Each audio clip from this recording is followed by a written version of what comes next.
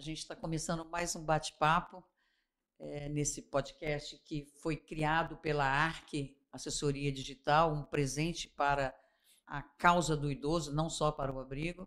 Poder reunir aqui toda semana para discutir essa importante causa, que é a causa do idoso, no podcast O Melhor da Idade.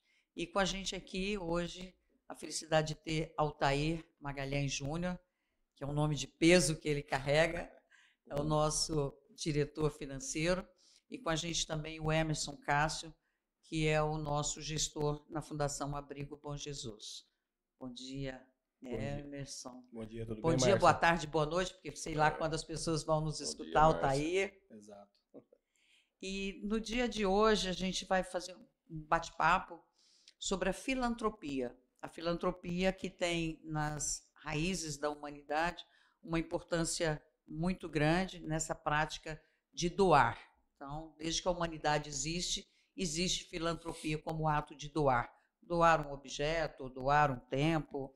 Mas ao longo do século, ao longo do tempo, a gente viu que essa filantropia ela colaborou muito na transformação de vidas, na redução das desigualdades, fruto aí dessa filantropia. E a gente vai bater esse papo hoje, lembrando também que essa transformação da filantropia tem na história, o século XIX marca muito com a Revolução Industrial, quando então os grandes industriais, os homens mais ricos, né, começam a doar parte das suas fortunas para causas como a educação, como a saúde, como a ciência, a própria arte. Só que essas doações começam a ser feitas através de fundações. Aí a Fundação Rockefeller, que é uma das primeiras fundações criadas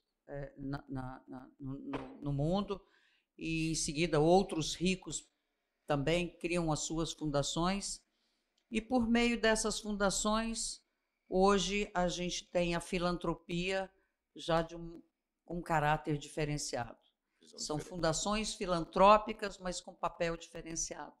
E para começar esse bate-papo, eu gostaria de escutar um pouquinho do Emerson, né, Emerson? O Emerson é o rapaz novo que chega na fundação, está com 1 ano e pouquinho. Vou fazer 2 anos agora, em outubro. Outubro, 2 anos. E o Emerson traz um conhecimento para a gente sobre essa nova filantropia por meio das fundações, com a criação, inclusive, de fundos que sustentam hoje universidades, fundos que sustentam pesquisa, desenvolvimento de pesquisa. Com você a palavra, Emerson, para trazer para a gente aí esse conhecimento. Certo, Márcia. Então, como você bem disse, né, a filantropia ela é muito antiga, né? Vem lá desde da época das revoluções, e funcionou muito tempo com o caráter simplesmente do ajudar, da boa vontade, né? Eu tenho recursos, eu vou dar um jeito de pegar parte desse recurso e vou transformar isso em benesses para pessoas que... Quase uma esmola. Daria até para fazer uma equiparação, né? E por muito tempo funcionou. E até pouco tempo, aliás, funcionava dessa forma. Você pega hoje boas e antigas fundações que ainda tem, você pega ainda dentro dos seus conselhos, das suas administrações, ainda tem esse olhar muito voltado para essa questão a filantropia é fazer o bem sem pensar no amanhã. Eu faço o meu melhor hoje. E esse conceito tem mudado muito. Hoje em dia tem que ser olhado para a filantropia com um olhar muito mais estratégico, né?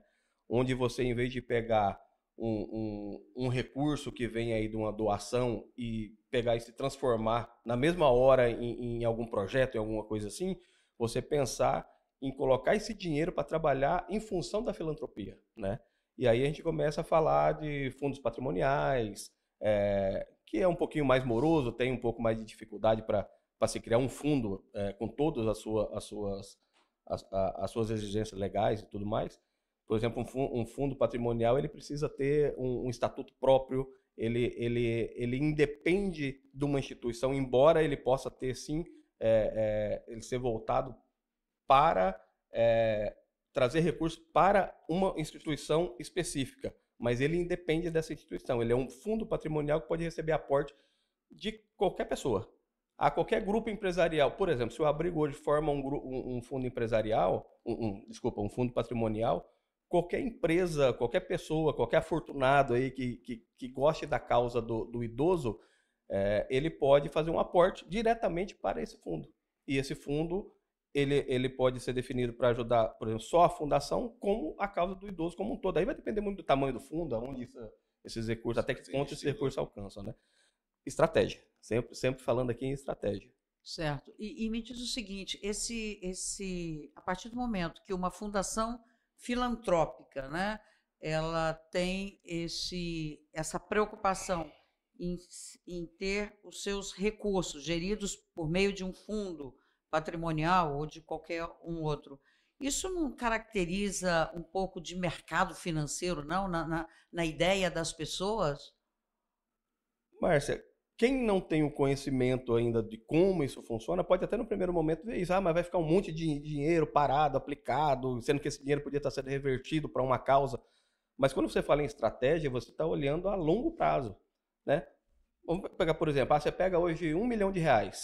Se você coloca isso diretamente, destina isso para um projeto, provavelmente, dependendo do projeto, aí, em um ano esse dinheiro já foi, certo? Se você começa a formar um fundo e aí você receber outros recursos, você vai estar vendo a perenidade da causa, entendeu? Então, é muito mesmo trazer essa visão do que hoje as pessoas fazem, os grandes empresários fazem, de colocar o dinheiro para trabalhar em função da sua empresa, das suas vontades financeiras, se for pessoa física e tal, você trazer um pouco disso para as fundações, para as OSCs de maneira geral, entendeu? Porque até então a gente via as dificuldades, e elas existem ainda, dos gestores, das diretorias, a maioria, grande parte, ou na sua totalidade, todos são voluntários, né, na gestão ali daquelas fundações, as dificuldades em manter, vivendo com o pires na mão. Eu acho que o Altair podia falar um pouquinho para a gente. O Altair cresceu nos corredores do Abrigo Bom Jesus, cresceu, viu a sua adolescência na Casa da Criança, que a Fundação Abrigo Bom Jesus mantinha, e creio que com o pai dele, que na verdade foi uma pessoa muito importante na história da Fundação Abrigo Bom Jesus, que é o Coronel Altair Magalhães. Fala um pouquinho para a gente dessa dificuldade que você presenciou de estar pedindo arroz, pedindo a fralda, pedindo recursos. Então, Márcia, a fundação, desde moleque, com meus 14, 15 Chega um anos, pouquinho mais perto. desde moleque, né? Meu pai, em 2005, assumiu a presidente da Fundação Abrigo Bom Jesus. Naquela época, que não tinha, como nós temos hoje, né, Conselho dos Idosos, Conselho Estadual de Assistência Social por Idoso, né? Naquela época não existia nada disso. Né? Então, naquela época, a gente vivia realmente em cima do pires. Ajuda dos amigos, né? A família realmente jogava os idosos lá, era conhecido, mudamos o nome, né? Antigamente era chamado de asilo. Então, a pessoa antigamente achava que o asilo é porque eu pego o idoso e jogo lá. Né? E com o tempo passando, né, com a reestruturação da fundação, junto com os seus conselheiros, tudinho, a gente foi recuperando o que tinha que é da fundação, né? Através de regularizando a sua escritura, os bens que a fundação ganhou como doação, a gente foi arrumando, e com esse papel a fundação veio que, além de continuar ainda no Pires, mas tinha uma segurança, tipo assim, entre aspas, financeira, né, tocando no abrigo. Então, em 2010, né, que quando meu pai entregou, vamos dizer, a fundação já estava com uma estrutura boa, e principalmente com a ajuda da população. E isso aí não tem como, mesmo que a gente saia do Pires hoje, a gente vai continuar precisando da comunidade. E graças a Deus, com o conselho e com a nova administração, a gente está tendo isso. Né? Hoje, atualmente, a fundação, além de viver um pouco no Pires, mas nós temos vários projetos. Né? Então, como tem entidade hoje dentro do Mato Grosso, que ajuda outras causas, o mais certo é igual o Hermes falou, nós temos que pensar lá na frente, sair daquela coisa de pedir. Que hoje eu peço, mas chega amanhã você cansa. A pessoa ajuda, e não vejo evolução, né? Então, hoje a Fundação, graças a Deus, hoje ela tem, além da ajuda da comunidade, os projetos que correm atrás, né? A parte administrativa, pessoas competentes, que entendem da área, e o que eu posso falar hoje, da diferença de trás para hoje, a Fundação, graças a Deus, está no caminho certo. Começando a olhar para frente, né? Para frente. Para mais 84 anos para frente. Esquecer aquele pensamento, tipo assim, eu tenho um amigo ali, eu vou pedir ajuda, ele me ajuda. Não, além de ter um amigo ali, vai me ajudar, mas também a gente tem que correr atrás para não chegar final do mês, eu não ter o arroz, não ter o feijão. Hoje nós somos ajudados. Hoje a Fundação, graças a Deus, tem um grupo de colaboradores que faz doação para a gente, que a gente economiza aquele dinheiro que a gente ia ter que gastar para manter, mas chega uma hora que fala assim, não tem mais como te ajudar. E aí? Se a Fundação não tiver com um olhar lá na frente, não acompanhar a mobilidade que tem hoje, nós vamos passar sufoco. O Emerson sempre fala da dependência que a gente tem, no caso específico, da nossa folha de pagamento. Muitos não sabem, mas a nossa folha de pagamento é quase R$180 mil por mês. São todos contratados CLT.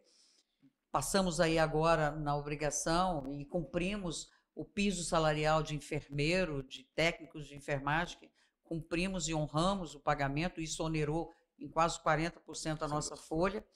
E o abrigo ainda tem essa dependência da Prefeitura de Cuiabá, que infelizmente a Prefeitura não dispõe de uma instituição para acolher o idoso e acaba enviando para nós esse idoso.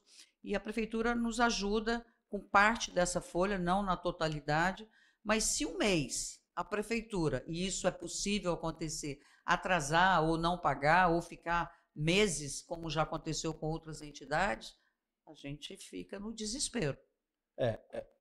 Mas sempre colocando, né, Márcia, que a causa do idoso, ela não é um problema exclusivamente do Abrigo Bom Jesus, né?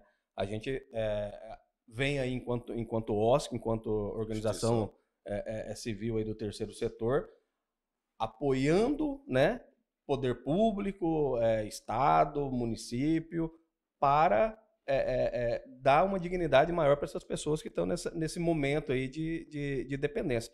Tanto já contribuíram para a comunidade, nada mais justo que agora, nesse momento, a gente olhar para isso e ter um apoio. E as OSCs, elas vêm exatamente para isso, para dar o suporte e chegar mais rápido e com mais eficiência, onde o poder público muitas vezes ou não chega ou demora e tem dificuldade para chegar. Por que eu estou falando isso? Porque, sim, parte da responsabilidade disso, independente da fundação, estar caminhando, olhando para esse futuro, para procurar uma perenidade financeira, gestar melhor o seu patrimônio, fazer com que isso gere recursos. Embora estejamos olhando para isso, isso não tira a responsabilidade do poder público de também estar apoiando a causa, né? Mas hoje a gente fica nessa situação que você colocou. Ficamos dependentes de uma conta, de uma fonte única, que a gente sabe, quando você fala em poder público, nada é muito certo, né? Hoje tem, amanhã não tem, se tem algum problema, corta-se tudo. Então, é nesse ponto que eu sempre coloco, assim, temos que olhar para frente, temos que gerir melhor. O patrimônio, ele tem que gerar resultado, ele não pode ser um patrimônio que fica ali parado ou muitas vezes gerando prejuízo, despesa e tirando dinheiro da onde era para ser investido, que é na causa realmente do idoso, né? Emerson, dentro dessa temática aí, você recentemente esteve em Belo Horizonte, num congresso nacional, onde se focou especialmente sobre o caso das fundações filantrópicas. Márcio, eu voltando a falar em estratégia, né, para você ver como essa palavra estratégia tem estado tão presente hoje dentro das organizações e das instituições que estão olhando mais para frente. Existe o fórum, que chama Fórum Interamericano, não é só brasileiro, é interamericano, de filantropia estratégica, onde são 3, 4 dias ali de palestras, workshops e tudo, sempre focado e olhando para a questão estratégica e abrindo essa visão para as instituições e mostrando justamente isso. Olha, vocês são filantrópicos? Sim. Vocês são terceiro setor? Sim.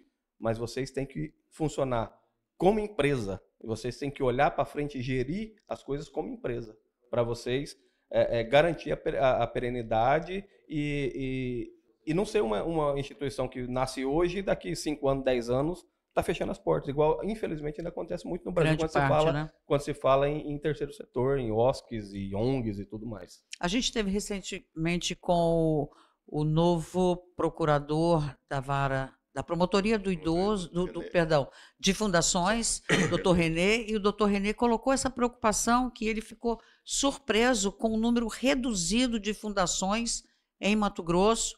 Ele até nos anunciou que em breve ele está fazendo um encontro, né, para discutir essa situação, porque ele ficou surpreso mesmo. O que será que tem levado as pessoas a não...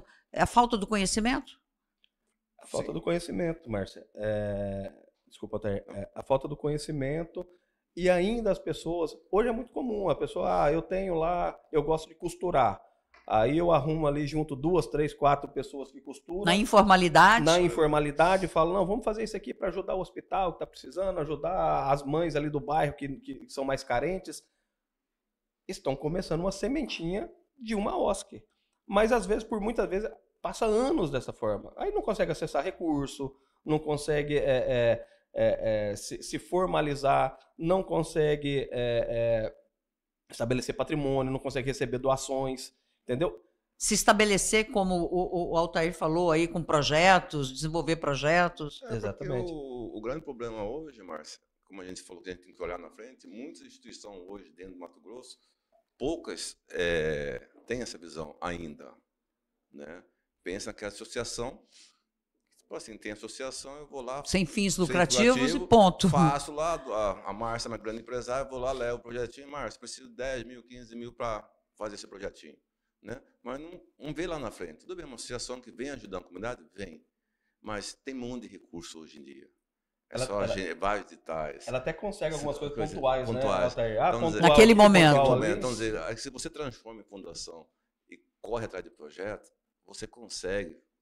É que eu falo pro pessoal, cara, com a entrada realmente dentro da diretoria, abriu um leque que de repente que eu não via outro lado, só via aquele lado, tipo assim, de ajudar. Né? Mas tudo bem, estou ajudando, pessoa física, agora como pessoa que estou lá dentro, né, posso ajudar mais ainda do que eu faço. Então, através da nossa diretoria e tudo e tal, é o que? É projetos. Hoje a Fundação, o Abrigo, está com vários projetos, né, que dinheiro há para o governo, até para próprias empresas privadas. É você montar o projeto, correr atrás, não ficar como, sou associação, infelizmente é limitado o recurso. Mas para isso, Altair, você tem que estar estruturado também, com suas certidões, com bons projetos. Não, isso aí entra a gestão, né, Márcia? Sair do pedismo é fazer realmente uma gestão. Pessoas capacitadas nas áreas que precisa ser. O financeiro, vamos colocar na estrutura de hoje dentro da fundação. Antes não existia uma pessoa responsável pela finança, por um RH, por um almoxerifado. Uma empresa. É uma empresa. Hoje a fundação é filantrópica, mas a gestão dela é tipo uma empresa. Se eu não tiver isso internamente, eu não consigo ter a certidão que eu preciso. Eu não consigo montar um projeto, porque eu não tenho pessoas corretas nas áreas certas. Né? Então é isso que falta para as outras instituições. Quando nós tivemos uma visita lá com o René, que ele falou, tem poucas fundações, porque ainda, infelizmente, quem está tocando aquela associação é com a cabeça pequena, infelizmente. Só que ficar só nesse quadradinho, não quero esticar. E isso a fundação, graças a Deus, saiu dessa visão. Então, hoje tem uma ampliedade, uma estratégia, né, botando as pessoas capacitadas, mandando fazer curso, exemplo, o Hermes, nosso gestor, por Belo Horizonte, ver, conhecer, para se implantar na nossa fundação. Que isso que eu acho que está faltando nas outras instituições que tem dentro do Mato Grosso. E uma questão bastante interessante que a gente vivencia dentro do Abrigo é a rede, né? É uma rede de troca de conhecimento, uma instituição como a da doutora Rosi, né? Que soma com a gente, que vem buscar, é o interior, buscando no Abrigo Bom Jesus os conhecimentos, né? Carregados ao longo desses mais de 80 anos. Então, essa troca é fundamental para que haja, né, para que se alavanque, sim, as demais fundações no Brasil. Eu acredito que esse papel que o Dr. René, essa preocupação que o Dr. René traz aí para as fundações é muito benéfica a próprio Abrigo Bom Jesus também no desenvolvimento de novos projetos. E você pega hoje, Márcia, tem muitas fundações empresariais com recursos muito focadas justamente nesse ponto do desenvolvimento estratégico e enquanto fundação mesmo, parte de gestão e tudo mais, das outras instituições. Mais uma vez, antigamente as fundações empresariais, qual que era geralmente a atuação delas? Elas recebiam recursos e pegavam esse recurso e apoiavam o projeto diretamente. Hoje está mudando também. Hoje elas estão procurando outras fundações que precisam de recurso, estão olhando para dentro e falando, tá, se eu der esse recurso para essa fundação, eu vou ajudar ela em quê? Eu vou ajudar pontualmente num projeto. Beleza, eu posso até fazer isso, mas eu quero também ajudar ela a se desenvolver. Porque ela se desenvolvendo e se capacitando, se fortalecendo, né? Ela não vai vir só atrás de mim pegar recurso. Aí ela vai começar, via os conselhos, captar recursos direto com outras empresas. O próprio conselho. Né? E por aí vai, entendeu? Mas para isso as instituições têm que estar fortalecidas e preparadas para isso, né? E nesse ponto eu acho que hoje o Abrigo está muito bem nisso, né? Todas as certidões em dias, tudo arrumadinho, tudo bonitinho. Então hoje qualquer edital que apareça, nós temos condições de ir lá e apresentar um bom pleitear, projeto. De igual para igual, né? Isso. E uma coisa interessante também, desculpa se eu te cortei. Tranquilo. Emerson, é com relação o investidor, né? O investidor, muito mais do que um doador, né? Vamos colocá-lo como um investidor. Investidor social. Esse investidor é um termo social. Hoje que tá bem em alta. O investidor social, ele quer ver resultado não a curto prazo. Não adianta eu ir lá e pegar um recurso com ele para comprar as fraldas do mês. Ele quer resultado do que essa fralda proporcionou ao idoso passear no shopping, usando aquela fralda, e naquele shopping, naquele passeio de ontem, inclusive, teve essa semana toda teve passeio no shopping, esse idoso teve a segurança, o bem-estar de estar protegido. Não é a fralda pela fralda. Exatamente. E é bem isso. O investidor social, ele quer ver o dinheiro dele bem aplicado na causa que ele está aplicando. E não só bem aplicado de, resolvi uma dor momentânea ali daquela instituição. O que essa instituição está fazendo para fazer com que esse recurso que ele está investindo realmente se potencialize? É muito fácil você pegar lá uma doação de 10, 20, 30 mil e ir lá e comprar fralda por mês. Mas quem faz o investimento social, ele quer muito mais do que isso.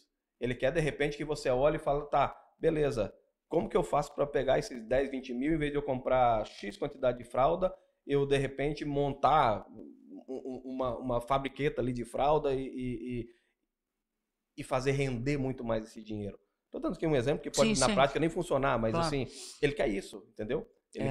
Ele quer realmente ver cada real dele bem investido na causa. É o caso, você me faz lembrar aqui a decisão da nossa diretoria esse ano de voltar a ter o que o Abrigo teve há muitos anos, que era fazer o seu próprio pão. Né? O Altair deve lembrar aí, né, Altair? Fala um pouquinho da padaria e que hoje a gente, né, resolveu fazer o nosso pão. E que é muito disso que eu falei agora. Alguém poderia dar um recurso em doação para você ir lá e continuar comprando pão.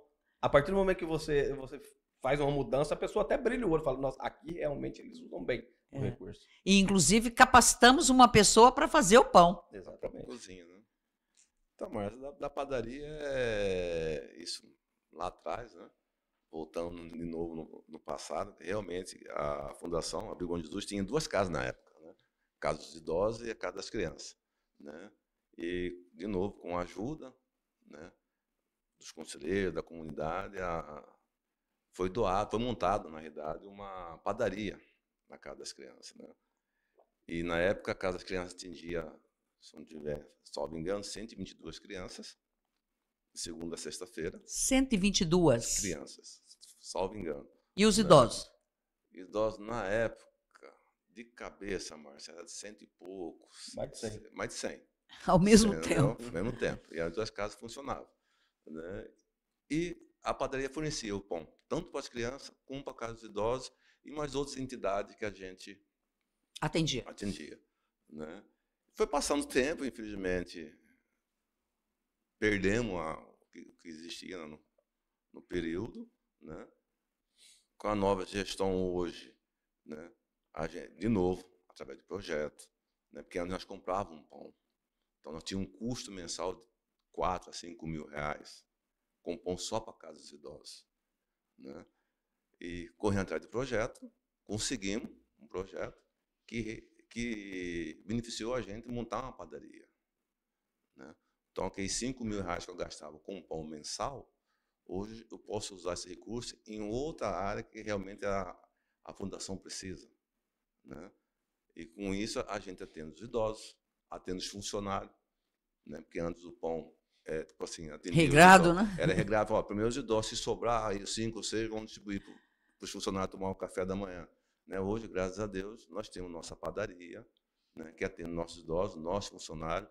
A intenção nossa é que, a partir do ano que vem, a gente consiga dobrar a produção do pão, além de atender a gente poder atender algumas entidades que a gente ajuda. Ao nosso vizinho, nosso talvez, vizinho, né? Que é a Mãe a Joana, Mãe Joana. Hospital do Câncer, Santa Casa, que são parceiros da gente. Aquela coisa tipo assim, que a gente recebe doação, muitas vezes é muito. Então, para não estragar dentro do nosso almoxarifado, a gente ajuda as outras instituições.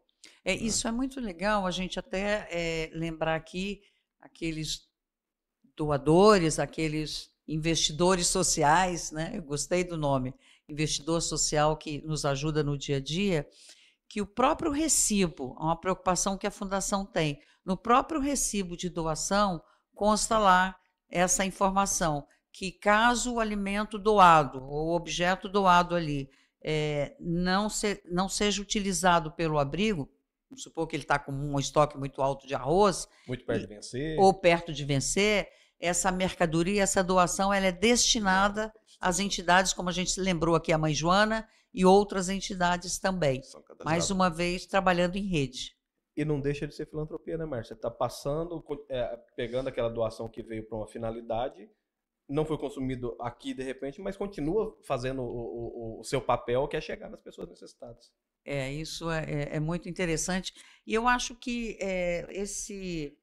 esse momento que vive a Fundação, esses projetos que são conquistados, que são trabalhados, isso é fruto da credibilidade de 84 anos. Né? É uma história muito, muito bonita da Fundação. E a gente não pode jamais deixar de lembrar os conselheiros que passaram, as diretorias que passaram, o conselho que hoje confia a essa diretoria a missão, a nobre missão de fazer a gestão. Então, é preciso estar sempre lembrando, e a responsabilidade nossa enquanto gestores é muito grande, porque você manter essa história aquecida, né? E é uma responsabilidade muito grande. E você modernizar sem esquecer das origens, do passado, da missão, né? De tudo que quem começou aquilo ali viu, né? Dona Maria Miller, quando começou isso lá em 1940, na cabeça dela ela tinha um desenho de como isso ia funcionar, né? Certo. Então a gente que está ali hoje, a gente precisamos modernizar, precisamos olhar para frente, precisamos sim mudar algumas coisas que funcionavam há 10, 20, 30 anos atrás e que hoje não vai funcionar mais, mas sem perder a essência daquilo que foi idealizado lá atrás. E como diretor financeiro, Altair, é claro que o dia a dia seu é de como fazer a melhor gestão financeira, como não deixar de faltar as coisas. E nesse período aí a gente teve 2 mudanças, que vai ter uma terceira agora, que é a gestão que era terceirizada da nossa lavanderia, né, e passamos a fazer, foi uma das primeiras coisas da nossa gestão, foi trazer para dentro a operação e depois a terceirização da limpeza. Por que isso? O custo, Márcia, hoje, né? Antigamente, até hoje, algumas empresas, né, terceirizam parte de limpeza, lavanderia, né? E a Fundação, na época, estava nisso, tanto a lavanderia como a parte de limpeza. Da entrada da nova gestão, nós fizemos tudo, né? Fizemos levantamento, o custo e o benefício, né? E nesse levantamento a gente viu que o custo era alto, né? Que hoje, querendo ou não, na parte de lavanderia, nós temos uma economia de 6, 7 mil reais, né, Marco? Chega um pouquinho mais, chega a 10 mil do que nós gastávamos no ano passado, por mês, todos os meses. Mas isso também muito essa decisão nossa aí foi muito em virtude do quê? Com o SEBAS, que é o credenciamento maior que nós temos, né? Nós temos o SEBAS, que nos permite não recolher. O SEBAS ele dá várias imunidades para uma instituição filantrópica. Impostos que a entidade não tem que pagar, folha de pagamento, por exemplo, o INSS patronal, que é Estamos isentos. Dos encargos maiores na folha de pagamento. A instituição que tem a certificação do SEBAS não paga. Então, a gente olhou para quais são as isenções que a gente tem. Quando você terceiriza um serviço, além do dono da empresa, né, que está pegando esse serviço ali para gerir. Tem um lucro, né? Ela tem um lucro e ela paga esses impostos. Então, a gente olhou, fizemos contas e falamos, peraí, aqui tem uma economia muito grande que dá para fazer, porque nós não temos esse encargo a partir do momento que nós mesmos executamos. Em um ano foi mais de 100 mil, né?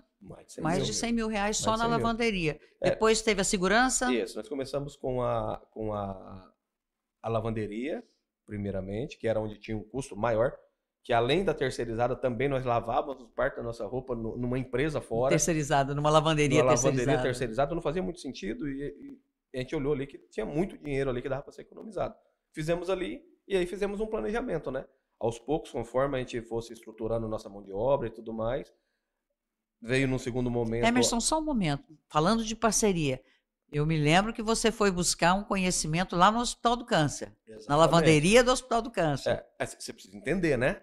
Foi logo quando eu tinha entrado ali no abrigo, tinha sido contratado como gestor, e você trouxe essa questão da lavanderia, e a gente olhou para isso e falei, não, beleza, mas como que funcionou a lavanderia? Eu não tenho conhecimento de um hospital, né? De um hospital, porque a nossa lavanderia ela é nos mesmos moldes de uma lavanderia de hospital. Quase 24 horas.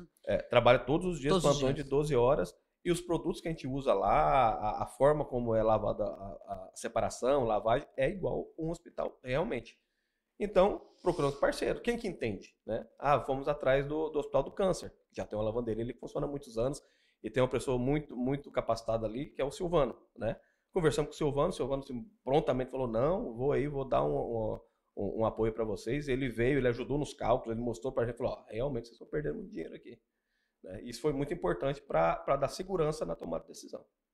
E depois vem com o pessoal da segurança. Isso, aí depois foi a nossa segurança também, que também era terceirizada e a gente interiorizou esse trabalho também. Hoje são CLT contratados. E agora, nesse momento, nós estamos fazendo a transição também da equipe de limpeza, que também era terceirizada e também vamos passar a fazer gestão. E somando isso tudo aí, Márcia, nós estamos falando de uma economia de quase 20 mil por mês. 20 mil reais por mês. 240 mil ano. A gente paga quase 2 folhas de pagamento. A gente falou rapidamente aqui sobre o SEBAS, e esse ano o SEBAS é um processo moroso. O SEBAS é um órgão federal, né? É uma certificação federal, né? Se não me engano, é a própria Receita Federal quem certifica. Mas essa informação eu não vou saber falar agora exatamente. Me parece que eu li alguma coisa que é da Receita Federal.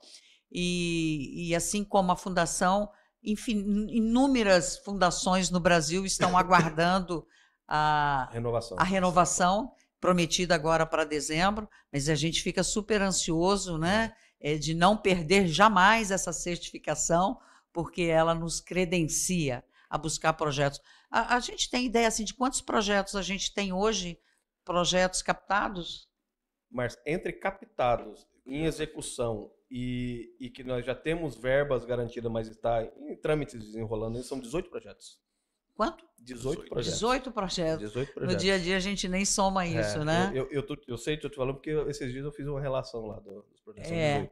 E logo, logo a gente vai ter também, Altair, eu queria até que você colocasse, a gente acabou de fazer a reforma na ala feminina, nos quartos, são mais de 20 quartos, na ala feminina. 25 quartos. 21 quartos. Não, 25. 25 quartos na ala feminina, graças a um recurso, um TAC do Ministério Público, que é um grande parceiro, né, do Abrigo Bom Jesus. Eu queria que você falasse... Eu diria hoje que é um dos maiores parceiros do Abrigo. É um dos maiores parceiros do Abrigo, né? E também eu queria que você falasse um pouquinho, Altair, da ala masculina, que não teve essa reforma. Não, vai ter, Márcia. Graças a Deus, essa parceria que a Fundação tem hoje com o Ministério Público, né? que conseguiu fazer esse taque, né? Que foi a ala feminina, né?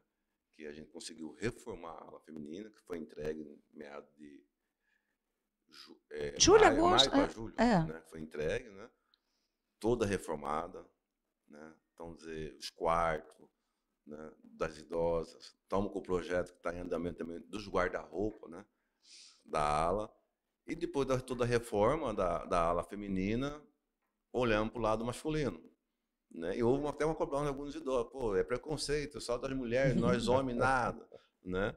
E a nossa diretoria, a nossa gestão, corremos atrás, de novo, Ministério Público, que agora o Hermes falou, é um grande parceiro da Fundação Bíblia Bom Jesus, né? Que nos presenteou de novo. Né? A gente fez o projeto, aí eu volto, projeto, né? Fizemos o projeto, foi cadastrado no BAP, né? É BAP, o banco de projeto do Ministério Público.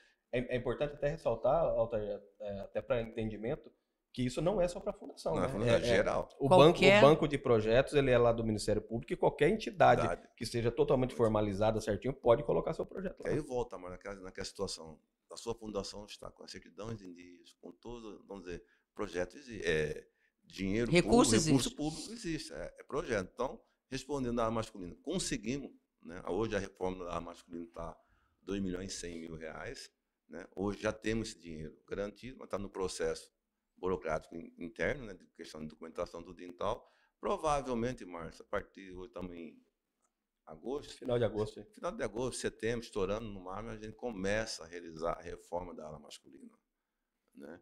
Que aí, no caso, aumentaria mais. Hoje são 18 quartos, hoje atualmente. Com essa reforma, vamos aumentar mais 3 quartos. Ganha novas vagas. Novas vagas, né? Fora os outros projetos que a gente já tem, que estão correndo atrás de recursos da ala de saúde, né? Onde vai estar o psicólogo. Uma nova ala, né? Uma nova ala, né? Que vai ser, que nós estamos correndo atrás para quê? Que essa ala da saúde, que hoje, querendo ou não, na ala feminina, temos ainda pessoas acamadas, né? Então vai ser uma ala exclusivamente a área da saúde, que aí vai estar médica, fisioterapeuta, psicólogo, assistente social, né? E a fisioterapia vai ser no meio, né? E você vai desocupar quartos também, né? Vai desocupar quartos, abrindo vaga, porque hoje, querendo ou não, Márcio, hoje nós temos na fila de espera, através do CRAS, 58 idosos. Todo dia a gente está, né, falando tem. 58, mas de repente até mais, né? A gente está repetindo 58. Mas é o 58, Márcio, que tipo assim, que já está, que a documentação já foi cadastrado, né? Mas nós temos também pedido do Ministério Público, pedido da própria população, que chega, pergunta se tem como, não tem como, infelizmente. Todo dia chega. A gente tem que falar não, porque nós temos um convênio com a prefeitura, né? Que tem que chegar até sem vaga, exclusivamente para a prefeitura, né? Então, acima dessa de 100, aí sim a gente pode abrir, né, para a sociedade em si, que chegar com um problema familiar, poder pedir ajuda, que na realidade é a intenção da fundação que antigamente era, né? Atendia todo mundo, não tinha, não, tem que, como está hoje. Infelizmente, nós temos hoje um convênio que as vagas que tem hoje a fundação tem que atender a demanda da prefeitura. Nos limita, né? Então, limita a gente. Se pudesse receber todos os idosos que vão lá pedir. Ontem mesmo a gente recebeu um ofício praticamente quase todos os dias a gente recebe um ofício da Secretaria de Assistência pedindo um acolhimento. E além disso também chega no nosso e-mail, pessoas que mandam. Sim, a sociedade, como o Altair falou. E ontem mais um pedido da secretária Ellen, que eu fiquei assim, a gente fica com o coração partido. É um pedido que a gente não tenho, estatutariamente também até proibido, meu estatuto não permite. Ela solicitava a vaga para uma idosa necessitada. E, geralmente, anexo a esse pedido dela, citando o nome da idosa, vem um laudo da assistente social da própria prefeitura, um laudo sobre a vida da pessoa, né, sobre o estado de saúde daquela idosa em questão.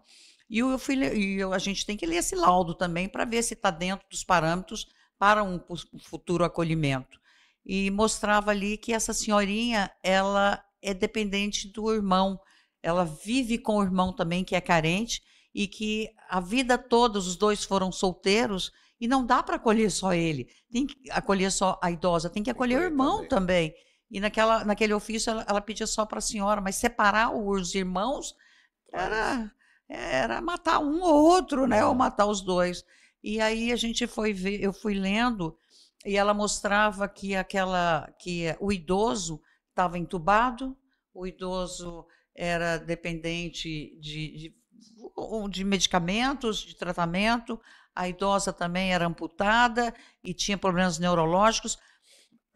Em resumo, um quadro que o abrigo não é uma instituição de saúde, não tem condições de acolher. Aí eu disse, mas como, né?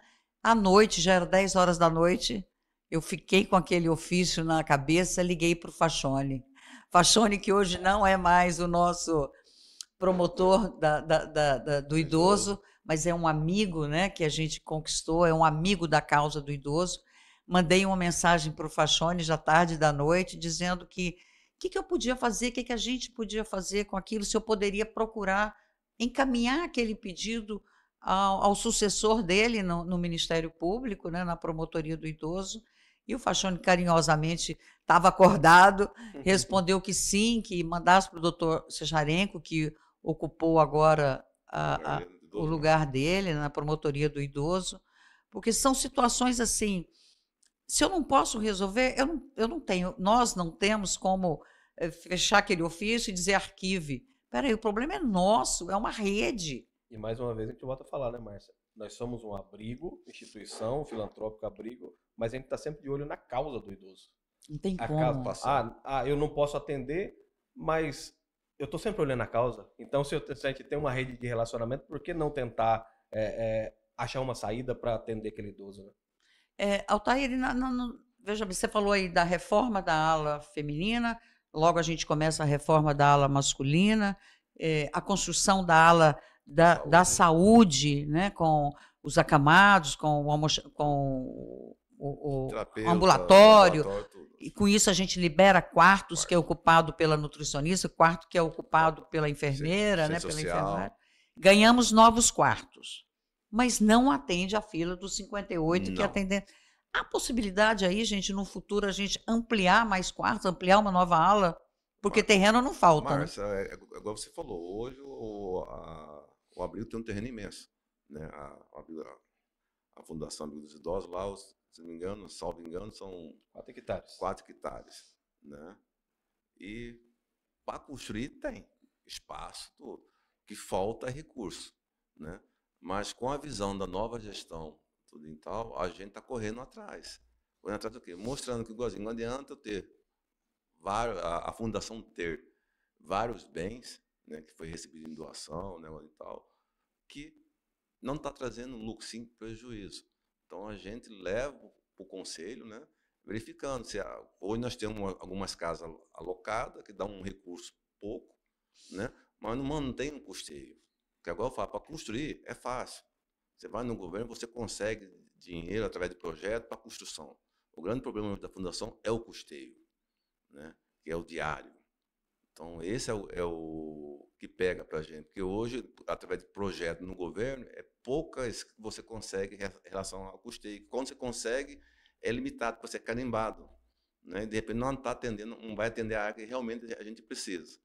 Hoje a fundação tem uma parte de uma área, né, que a gente estamos estudando para que seja vendida, como aconteceu 10 anos atrás, a casa das crianças, uma parte dela do terreno foi vendido, né, para quitar as pendências da fundação existia, com FGTS, INSS, tudo isso, né, com Receita Federal, que deu, né, com todos os acertos, deu a certidão, que na época o abrigo não tinha certidão legalizada. E a intenção nossa da fundação hoje é o que a gente vai levar ao conselho para autorizar a gestão que procure se alguém tem interesse ou não para aquela área da gente, que não vai também sair do molde da fundação, né? Mas é uma parte que hoje, da fundação, que nós temos um gasto mensal de manutenção, Márcio, de R$5.000. Por idoso, né? Então, por idoso. Entendeu? Então, dizer, e aí? Eu fico, a fundação tem uma área imensa, tal, mas o custeio diário para nós não tem como, né? E esse dinheiro que a gente economizaria, a gente pode investir internamente, né? Então, tem a área, estamos correndo atrás, né, para a gente, além de aumentar a parte física da fundação para ter mais quartos. É igual eu falo, eu fazer mais 3, 4 alas, vai aumentar o meu custeio. Se eu tenho um custeio hoje mensal de quase R$250 mil, e eu tenho só uma entrada de 130 que através da prefeitura, aluguéis que a gente recebe, mas tem que correr atrás do restante. Só corrigindo, é quase R$450 mil. R$450 mil, então dizer, e aí? E com uma área imensa. Aí posso amanhã, depois, Márcio, como a gente está correndo atrás de tudo, ver alguém de fora e falar, vem cá, vocês têm esse patrimônio aí, estão pedindo e tal, por que não faz gestão? Então, hoje, eu volto no assunto, é gestão. É chegar a ver lá na frente. Qual que é a intenção da fundação? Dar o bem-estar para o idoso. Eu consigo atender o que a gente tem hoje? Não. Se a gente não correr atrás, não desfazer daquilo que não está sendo lucrativo para atender a causa do idoso, né? Ficar no Pires, é o famoso sair do Pires. Essa semana teve um passeio, o abrigo passeio, os idosos passeios, semana toda eles estão passeando, né? E uma cadeirante, eu cruzei com ela, uma senhorinha, ela disse assim, eu estou muito brava, porque não me levaram no passeio, porque já tinham 3 cadeiras de roda, não coube a dela também, na van, ou no ônibus, eu não sei qual, eu acho que foi a van, sim, foi a van. Aí ela disse, porque eu pago, eu exijo. E é isso mesmo. Eu falei, a senhora tem direito, sim, a senhora paga. Alguém diz, eu paguei a vida toda, eu recolhi, sei lá. Só para aqueles que estão nos ouvindo, pela lei, pelo próprio Estatuto do Idoso, a Fundação Abrigo Bom Jesus, ela recolhe 70% do benefício do idoso e 30% é depositado para ele, na conta dele, e 70% é da fundação. Então, ela está mais do que certa de dizer, eu pago, eu quero o melhor atendimento e eu quero passear. E voltando de novo a dizer, Márcia, esse passeio que ela está fazendo, todos os idosos estão fazendo, através de um projeto socializando. Então, eu volto a dizer, gente, hoje é gestão. Né? Recurso há. Só que faltam pessoas capacitadas para montar projeto e correr atrás. Por exemplo, a Fundação Amigo Bom Jesus está dando a toda instituição que existe filantrópica dentro do Mato Grosso. Né? Sair de uma situação, tipo assim, continua ainda um pouco no Pires, mas 10 anos atrás era 100% Pires. Né? E hoje a gente escreve tanto projeto, né, Márcia, que às vezes até o pessoal da secretaria fala, nossa, mas de novo vocês aqui. Fala, de novo a gente, nós temos muita demanda, temos muito idoso, tem muita coisa para ser feita e a gente tem que correr atrás dos recursos. Acho que foi bom você falar, essa aí a gente escutou da CETASC, Secretaria de Assistência Social do Estado de Mato Grosso, e ela está sempre falando, de novo, e é uma parceria muito legal, os técnicos da CETASC nos ajudam na elaboração, inclusive, dos projetos, pegando na nossa mão para escrever os projetos conjuntos. E o pessoal, Márcia, aí fora, que não conhece a realidade do abrigo, é igual eu falo para alguns pessoal que vai fazer doação no abrigo, né? Fala, cara, entra, vem conhecer. Porque muitas vezes a pessoa já está doando uma comida, ele acha, já deu um sacolão para o abrigo, estou ajudando o idoso. Está ajudando? Tá. Mas não é só comida para o idoso, é o bem-estar dele. É trazer alegria para ele. O que acontece quando a família, tipo assim, não tem condição de tratar o seu idoso, e vai para a instituição, né, que não, o idoso chega meio triste, né? Mesmo com a dificuldade de passar, mas está do lado da família. E quando vai para a Fundação Abrigo Bom Jesus, que eu vejo, o que a Fundação oferece não é só a questão do acolhimento do quarto, da comida, não, mas o afeto, os passeios, né, onde a gente corre atrás de projeto por causa disso. Não é só a parte física, alimentação, mas sim a parte social. E sabe o que é legal disso tudo, Alter? Ouvir igual a gente ouve sempre nos corredores lá, principalmente com aqueles idosos que chegam mais recente e tal, você chega e pergunta, e aí, como é que você tá? Tá gostando? Tá sendo bem tratado? A grande maioria, a não ser aqueles que veio a contragosto, que às vezes não queria sair, né, queria continuar onde estava, mas a grande maioria geralmente fala assim, aqui é o melhor lugar que eu podia estar. Porque demorei tanto. Aqui todo mundo cuida de mim, me dá banho, me deixa sempre trocado, cheirosinho, eu tenho comida 5 vezes por dia, e eu passando aquele sufoco que eu tava lá, eu não quero mais sair daqui. E essa é a externação da maioria desses que estão lá. Isso tudo é do cuidado que a gente presta no dia a dia, né? Eu Todos não cuidando. consigo identificar aqui agora um idoso que tenha manifestado desejo de sair do abrigo, honestamente. Assim, eu queria voltar lá para o barraco ou para a casa do vizinho. É bem difícil. A não ser muito aqueles difícil. que estavam, de repente, com algum familiar E o não. familiar descartou, né? Por vários motivos, né? De repente foi para lá e ele queria continuar junto com a família, né? Uma coisa interessante, Emerson, é o seguinte: a gente falou aqui de vários projetos, 18 projetos, como você colocou aí, em execução ou a executar. A prestação de conta desses projetos, né? A concretização, tornou-se mais difícil? O que o órgão cedente, né? Quais são as exigências? Quer dizer, como eu dei o exemplo da fralda. Usei a fralda, tira a fotografia da fralda, pronto, tá kits lá, tá prestado conta. Márcia, a prestação de contas, eu vou voltar um pouquinho antes para falar. Hoje nós temos a Lei 13.019, que é a MIROSC, que é a lei que regulamenta essa relação das entidades do terceiro setor com o poder público na questão de recursos e tudo mais. E, inclusive, nessa lei fala que se a instituição tiver uma boa prestação de contas, onde mostre que efetivamente aquilo que foi proposto de impacto social foi atingido, nem se faz necessário a prestação de conta financeira.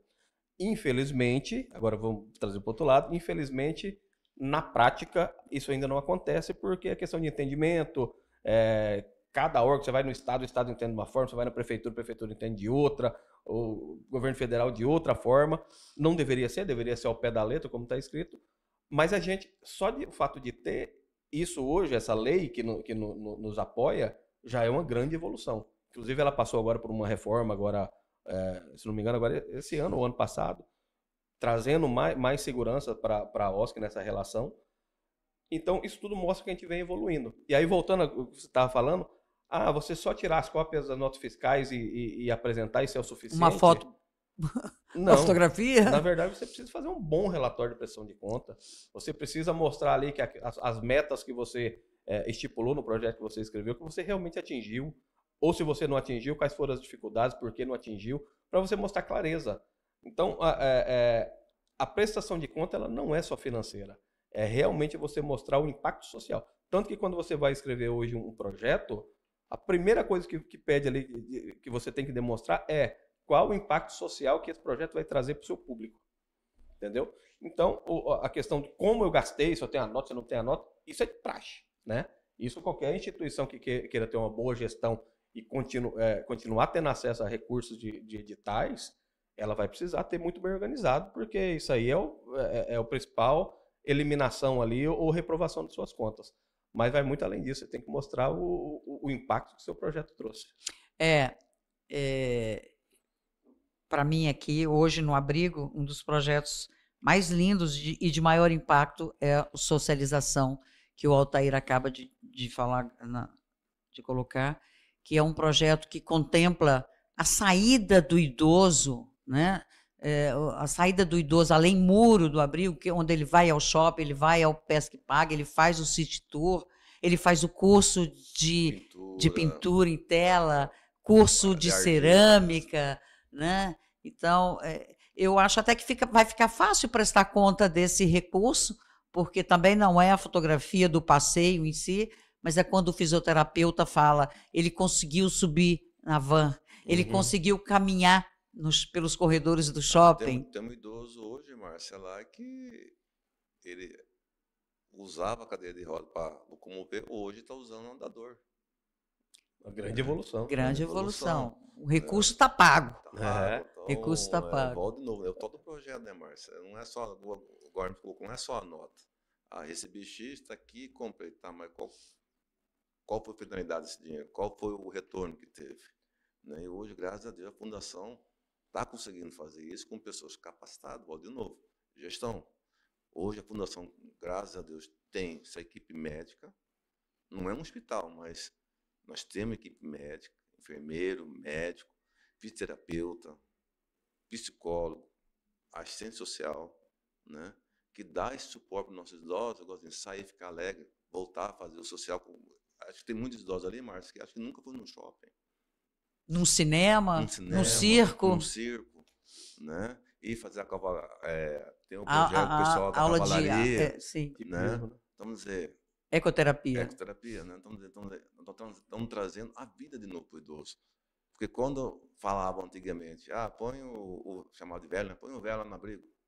Então, isso eu conhecia aquele No quadrado. asilo, né? No asilo. Só conhecia o quadrado. Eu acho que é você voltar a dar o sentimento para esse idoso que ele faz parte da sociedade.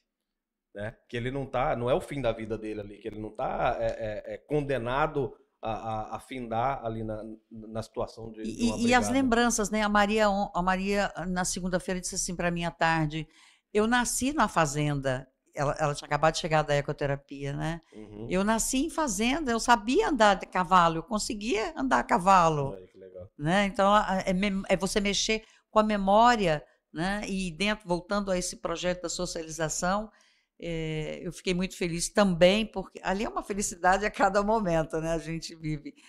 Quando na sala no curso de pintura em tela, uma senhora que não se relacionava com ninguém, ela estava no grupo, fazendo a aula, sentada ao lado de um outro idoso, que ela não faz isso, né? Ainda sobre essa socialização, fora do projeto, a gente está com a parceria novamente com a Secretaria de Educação para alfabetizar os nossos idosos, né? E você vê um idoso alfabetizando outro idoso, né? Sendo remunerado, inclusive, com uma bolsa da Secretaria de Educação. Ele foi treinado, esse idoso nosso, que tem uma formação acadêmica até, né? Ele está sendo remunerado para alfabetizar um outro idoso. E o mais importante, para ele, por esse idoso que está alfabetizando, é um processo psicológico gigante, porque ele também tem dificuldade de socializar. Relacionamento, né? E outra, Márcia, e assim, né? Às vezes a gente faz as coisas até pela boa vontade, mas você está vendo, vamos alfabetizar, vamos colocar, vamos mudar, né, a perspectiva desse idoso, né? Porque o idoso que não é alfabetizado, a partir do momento que ele aprende a ler e escrever, você muda a perspectiva de mundo dele, Sim. né? Mas a gente faz isso no dia a dia, para nós é muito normal. Aí eu quero trazer aqui, ainda sobre o Muxirum, nós recebemos agora esse ano a visita de uma das coordenadoras lá da Unesco, que veio ao abrigo justamente para conhecer. Aliás, ela veio ao Mato Grosso para conhecer o projeto Muxirum, ao convite da Secretaria, e ela visitou o abrigo para conhecer como a gente fazia isso lá dentro do abrigo, essa questão da alfabetização. E ela achou a dinâmica ali de como a gente faz, ela gostou muito, a ponto dela falar assim, olha, vou levar isso e vou colocar na minha parte do relatório da Unesco desse ano como boas práticas. Ou seja, a gente pode, de repente, até virar case aí uma referência para a alfabetização de idosos em outras ILPIs. É muito gratificante, né? A gente, no automatismo, acaba não computando todos esses avanços, todas essas... A gente vai chegando ao final e eu queria ouvir o Altair um pouquinho, lembrando o teu pai, Altair, né? O teu pai continua sendo conselheiro nosso do abrigo, mas que maior aprendizado aí, que maior legado você carrega aí do teu velho? Cara, falar do meu pai, em poucas palavras, Márcia, é complicado. Né? Meu pai é um cara que... Eu vou falar por mim, somos 5 irmãos, né? Nós somos 5 irmãos, né? O mais peralta você era eu. Né? Será que era? Ou acho que ainda depois, ainda é. Depois que tive... Hoje sou casado, né? Tenho 2 filhos, um de 20 anos e um outro de 2 anos. Né? Mas é referente ao meu pai. Né? Meu pai é um cara que me mostrou, Márcia, que na vida eu tinha uma visão assim de amizade, né? Que está tudo dentro da sua casa. Né? E meu pai falava, filho, amigo não é que está tudo dentro da sua casa. Amigo é que quando você precisa, está ali para estender a mão. Né? Com essa visão eu tive de que do meu pai. A Fundação Amigo Bom Jesus foi onde abriu a minha visão do que meu pai sempre falava algumas coisas para mim. Né? É um cara que honra ter o mesmo nome que ele, né? Me mostrou muitas coisas caminho certo, né, Márcio? Eu, na minha coisa, eu falei que eu pudesse plantar arte, plantei, né? Mas graças a Deus, meu pai me botou na linha. E com a entrada minha na fundação, eu vi ali, Márcio, tipo assim, o que meu pai fazia, né? Ajudando pessoas, tipo assim, que... Para quê? Né? Tem família, tem isso. Então, a aprendizagem é isso que eu tive do meu pai, Márcio. É honrar o nome dele, levar o legado dele. Um coronel da PM, chegou a ser comandante-geral, mais novo na época da PM, preto, né? E a única coisa que eles deixavam assim, não desonre a família, né? E esse é um legado que eu levo até hoje, não desonro. Faço minhas coisas, já fiz coisa errada, fiz, não fui santinho, mas aprendi, né? Então, o legado é esse, é honrar a família, honrar os amigos, os verdadeiros amigos, né? E fazer o bem, Márcio, sem pensar em algo em troca, né? Que é hoje, lá atrás, entrei com um molecote, pintava tarde da noite, pintando cozinha, mexendo com almoxarifado.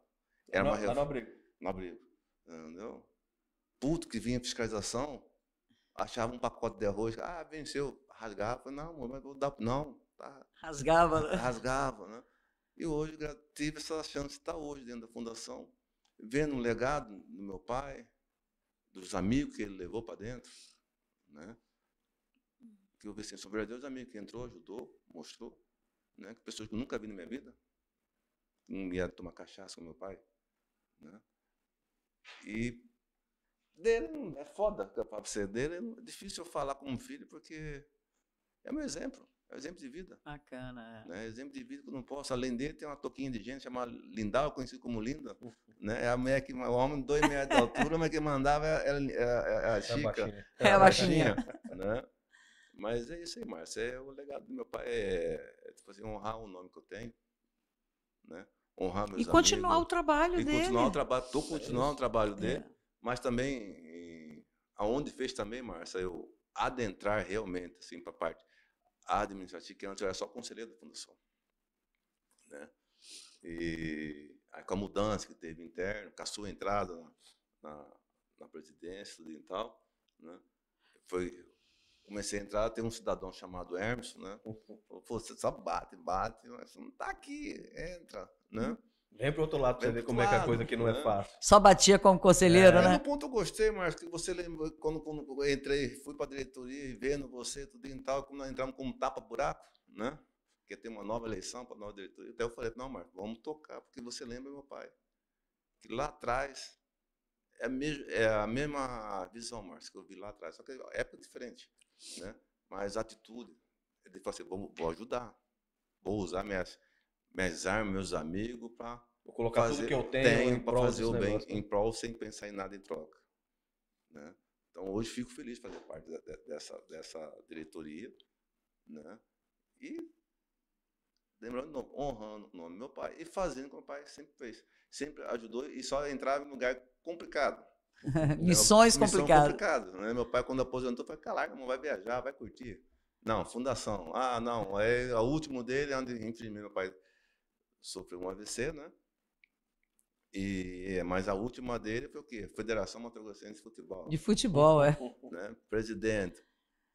Pô, hoje, graças a Deus, os árbitros hoje faz parte da FIFA, né? Mas quem começou lá atrás foi, de novo, o Coronel Magalhães. Coronel Magalhães. Né? Essa é uma história. Só complicado, mas é isso aí. O nome de muita história, né? Tem que falar dele, é isso aí, é honrar. Eu acho que eu estou conseguindo, né, honrar o nome dele e da minha família, né? Que se eu tivesse a visão que eu tenho hoje, Márcio, lá atrás, acho que tinha feito mais coisa ainda. Não, mas está no seu tempo. Está no seu tempo. Hermes, e você? Fala aí, como é que você chegou no abrigo? Márcia. Você é administrador de empresas, né? Eu sou formado em administração desde 2003. Já fiz um monte de coisa, já fui bancário, já empreendi, já tive 2, 3 empresas em ramos diferentes. E eu confesso que eu caí lá no abrigo meio de paraquedas. Porque assim, eu tinha tirado um tempo sabático de uma empresa que eu tinha fechado, tá? Eu estava pensando, naquele tempo que você pensa, vamos dar uma centrada aqui para ver o que eu vou fazer para frente. Aí a minha esposa ficou sabendo que o abrigo estava com uma vaga lá e ia contratar um gestor. E ela que trouxe isso para mim. Falou, ó, por que você não manda um currículo? Eu falei, cara, mas idoso? Na verdade, eu não pensei nem no idoso. Eu pensei em terceiro setor, porque até então eu tinha sempre uma visão do terceiro setor um pouco deturbada do que eu acho que é o que... Eu acho que é um grande problema, que a grande maioria das pessoas tem essa visão do terceiro setor de... porque realmente no passado teve muitos problemas que você vê com o terceiro setor, né? Desvios, né? De recursos. E tudo mais. Então eu olhei assim e falei, cara...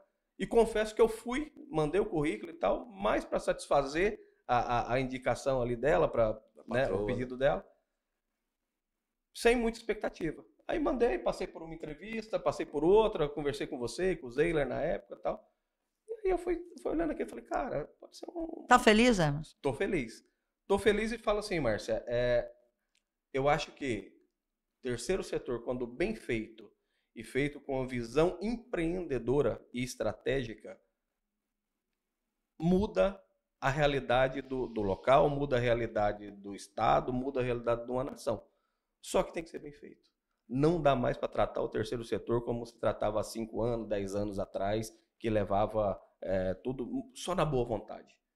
Hoje não funciona mais as coisas na boa vontade. Hoje você tem muitas pessoas que falam assim, mas isso não é uma empresa, vai tratar isso como uma empresa. É uma empresa. Se você não tratar como uma empresa...